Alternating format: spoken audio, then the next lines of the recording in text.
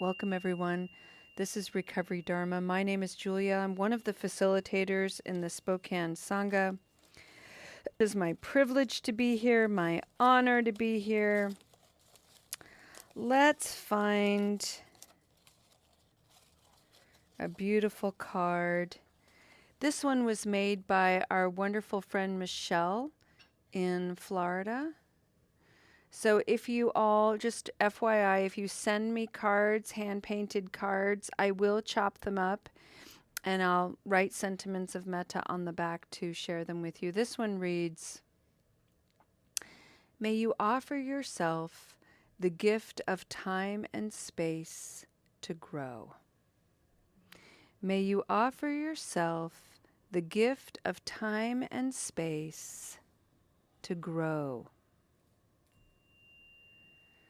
Let's have that be our motivation for today's practice. And it's actually a beautiful, beautiful intention because of what we're going to do today.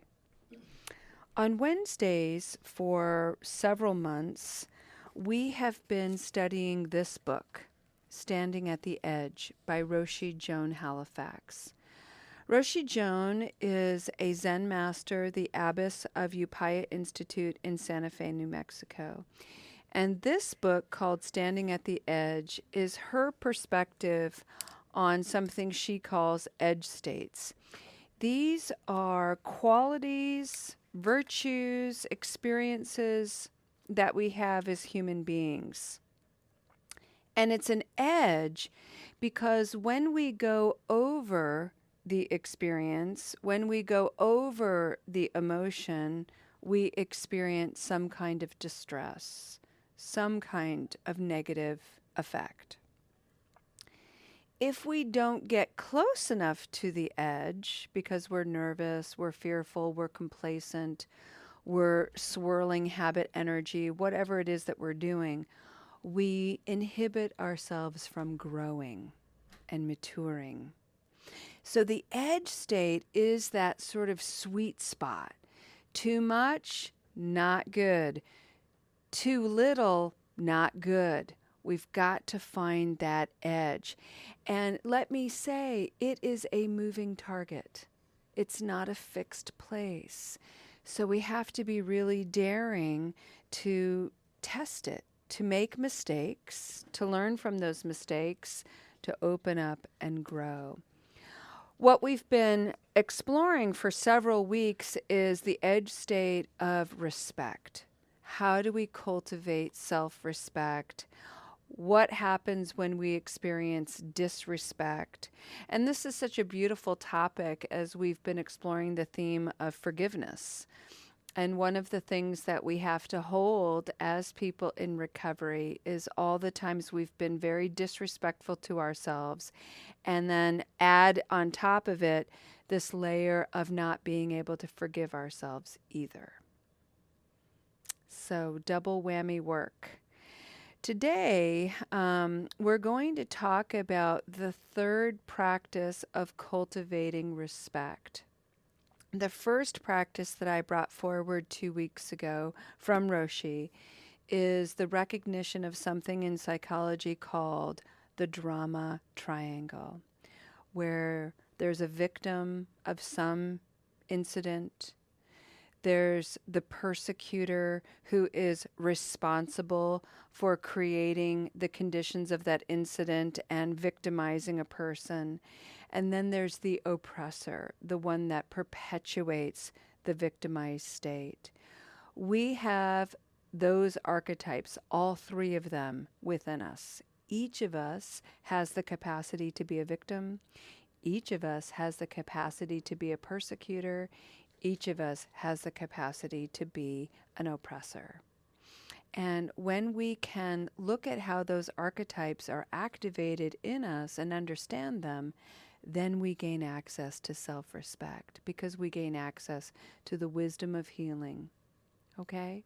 The second practice was the practice of the 5 gatekeepers of wise speech, to make sure that before you engage someone, particularly if you're engaging someone with a serious matter, the 5 gates that you want to consider before you say anything is what you're about to say true?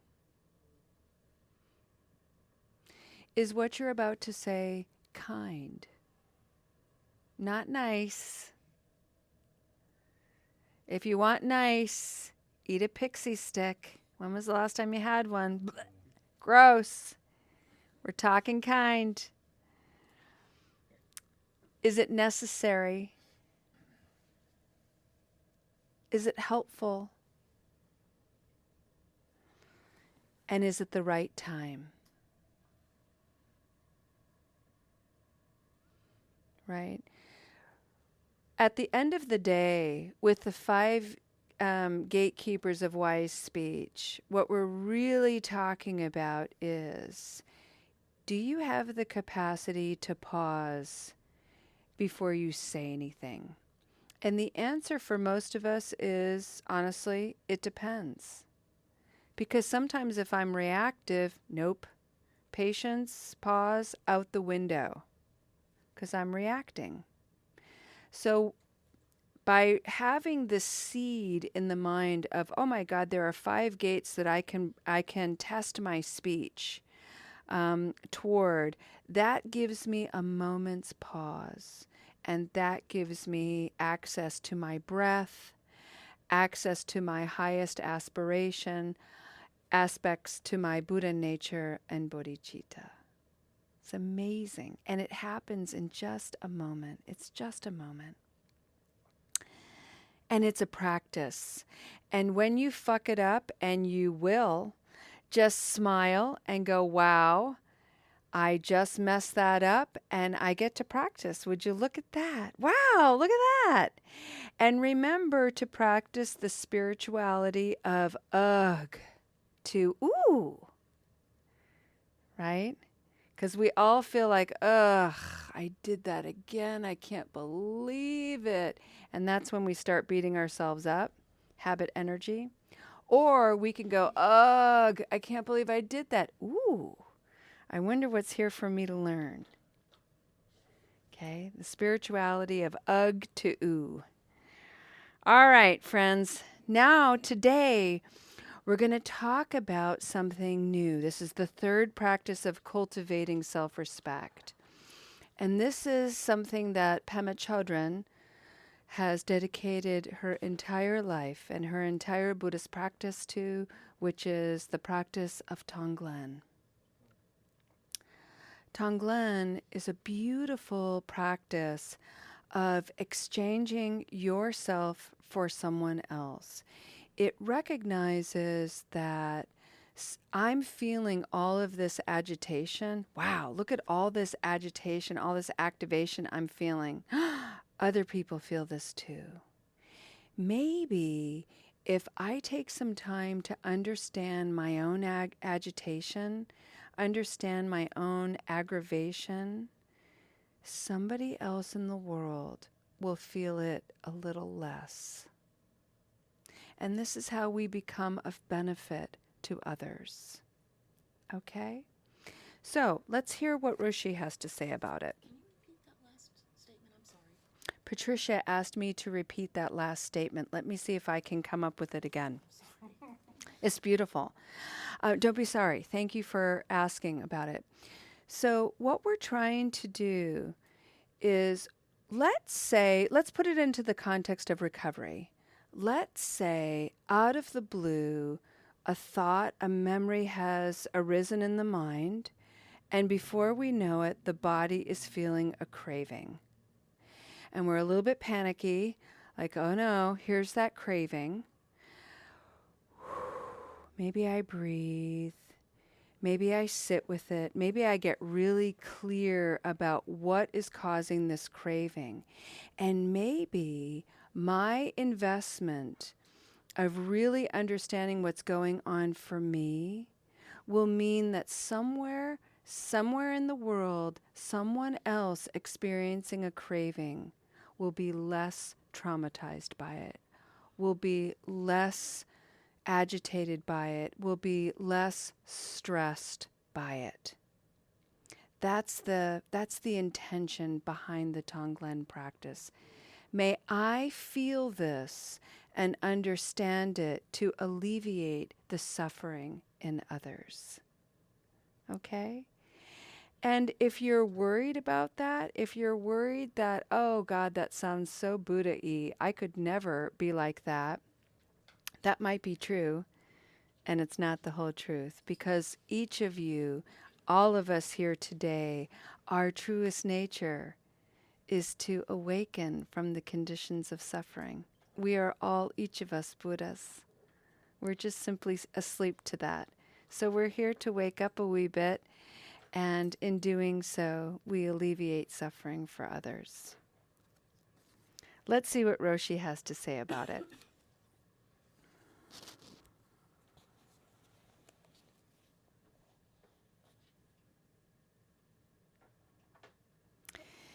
Empathy, kindness, insight, and compassion are powerful antidotes to disrespect. Aware of this, I have found the practice of exchanging self with other to be of great support in deepening respect and of nurturing wisdom and strengthening resilience when subjected to disrespect. This practice was outlined by Shantideva, the 8th century Indian Buddhist monk who wrote a guide to the Bodhisattva's way of life. We begin by first recalling our aspiration to be of benefit to others, and that every single being wants to be free of suffering. Let's just pause a moment, friends. This is me, Julia, talking here, and maybe some of you are thinking, I just joined this meeting because I need a little help with recovery. What's she talking about being of benefit to others? The Buddhist perspective is such that we recognize any healing, any transformation we gain for ourselves, it naturally extends outward to others. Without you even being aware, every good thing you do is goodness into the world. Your being here at this meeting is an extraordinary goodness to the world. Well done, us.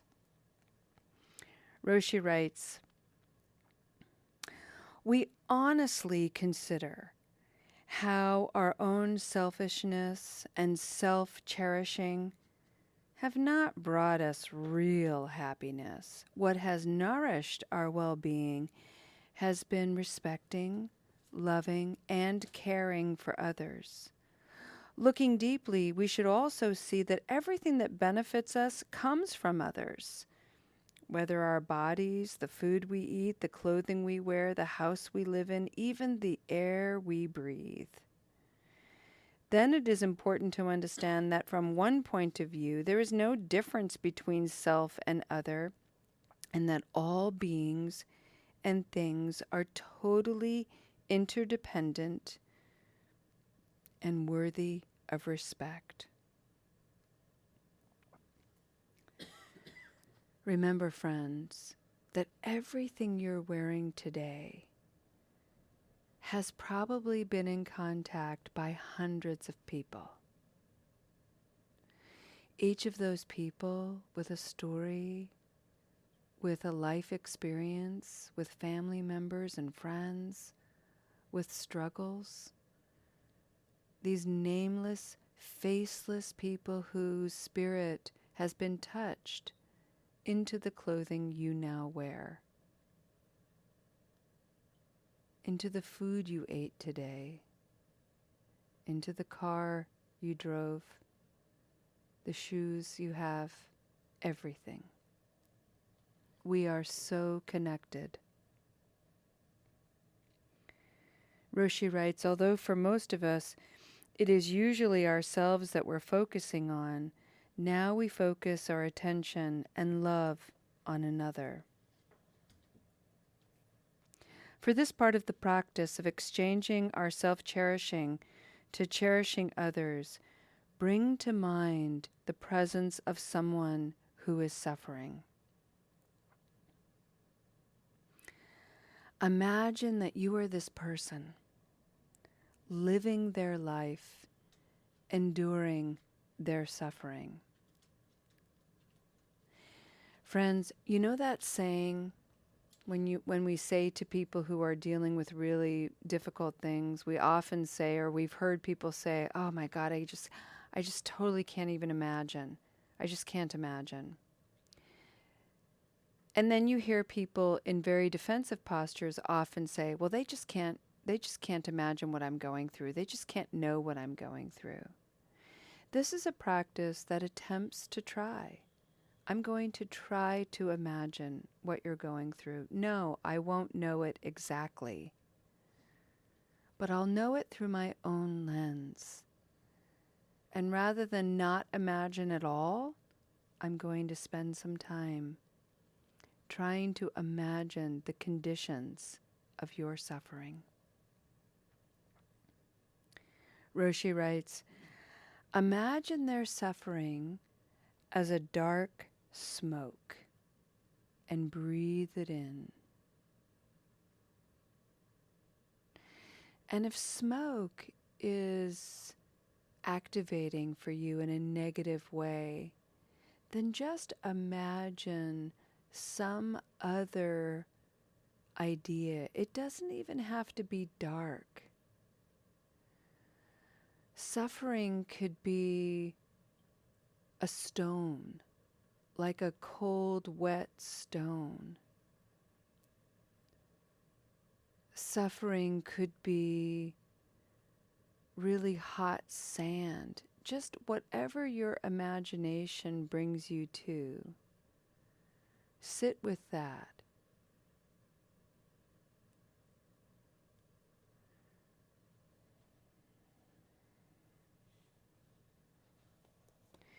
And what you want to do is simply breathe in the awareness of it. If you're sitting on hot sand, if you're trying to imagine someone's suffering as hot and gritty and uncomfortable and biting and irritating and sandpapery, sit with all of that tactile sensation. Imagine what that would be like. Breathe in that awareness. And then allow the breath to pause just a moment and remember a good quality that you possess.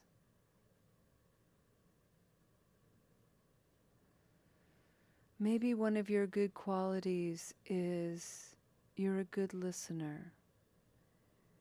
You're a thoughtful person. You share what you have. You can fix things. You're resourceful. And then exhale that good quality out toward this person. May you have ease. May you find resources of support.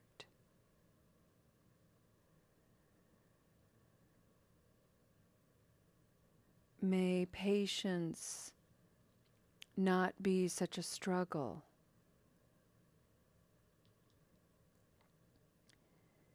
May you have a soft place to land.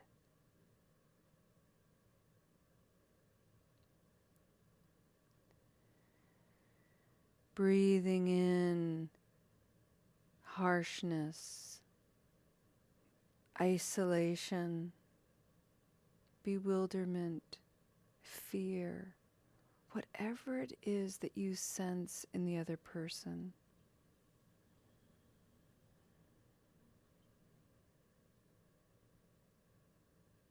allow your good quality, your willingness, your concentration,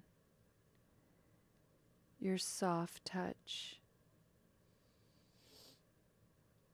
Breathe that out to this individual. May you sense my presence. May you feel my warmth. May my effort bring you a little bit of ease.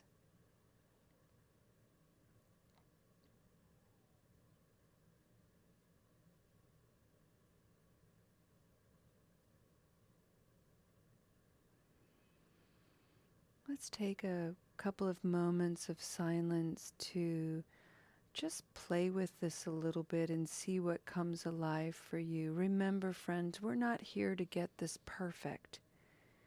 We're here simply to enjoy practicing.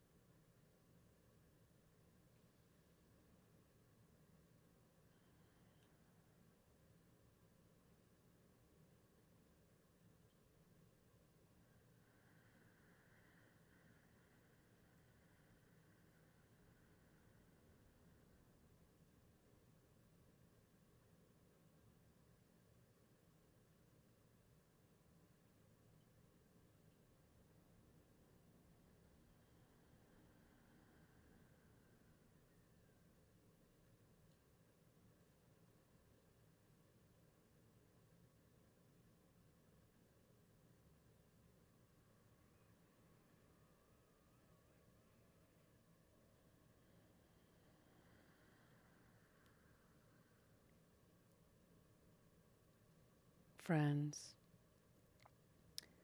one of my favorite and most accessible examples of this practice that I encounter on a near daily basis is with frustrated drivers. And they'll tailgate and then they'll speed past me. And I live, in a rural setting, and I don't know what kind of hurry they're in. Who knows the story behind their frustration? But what I do is I definitely have that arising where I just want to flip them off and just want to yell at them, and I just want to react in the same spirit that they're driving, in that agitated, irritated spirit. But I'm a practitioner, which means I know how to catch myself and not engage that. But that doesn't mean it doesn't arise in me. It does every single time. My dad's voice comes into my head and it's like, "What the hell, Mac?" That was his thing. "What the hell, Mac?" And so there it is. It's always there. But I know not to react on it. And instead, it's like, wow, that feels terrible. I have no idea what's going on for that person.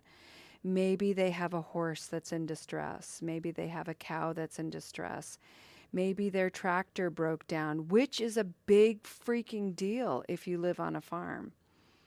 Who knows? Maybe they're just a jerk. Regardless, it doesn't matter. Their story is none of my business.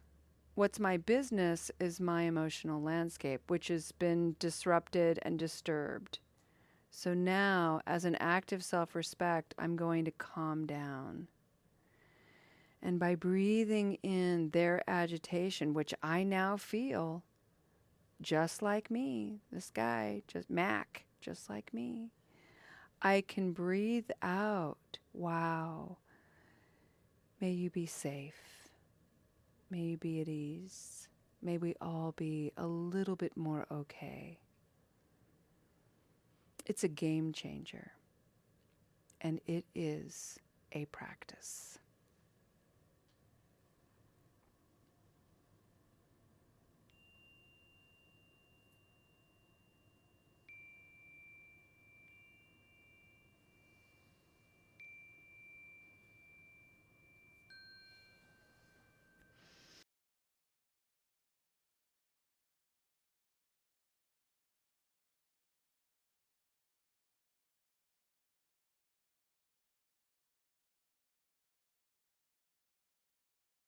And friends, let's go ahead and end our practice today with a dedication of merit. Roshi mentioned Shantideva, the beautiful 8th century monk and brilliant philosopher. He did write the Way of the Bodhisattva. And if you haven't read any of that work, I highly recommend it. The Bodhisattva, the one who is here intentionally to alleviate suffering, one of the things that we do in that practice is we make vows, we set intentions. And so I have rewritten the Bodhisattva vows by Shantideva to make them, for me anyway, more accessible, more everyday. And I'd like to have that be our dedication today, our dedication of merit. May all beings everywhere receive this practice, particularly those who are still suffering with substance use disorder, for anybody who's in jail, withdrawing, for anybody who is in jail due to ignorance and confusion and great harm, to anybody who's coming out of jail and is scared and worried, anybody in treatment, anybody coming out of treatment, anybody in the hospital, anybody isolated and alone. For all beings everywhere, may this practice reach them, find them, embrace them, love them. All beings know pain and confusion. I vow to bring ease and clarity. The ways of delusion, rejection, diminishment are endless. I vow to be spacious for healing and transformation. The paths of truth are infinite. I vow to joyfully devote myself to their realities. Awakening to the wholeness of life is a sacred purpose. I vow to embody it. For as long as space remains, for as long as sentient beings remain, may I too remain to dispel the miseries of the world.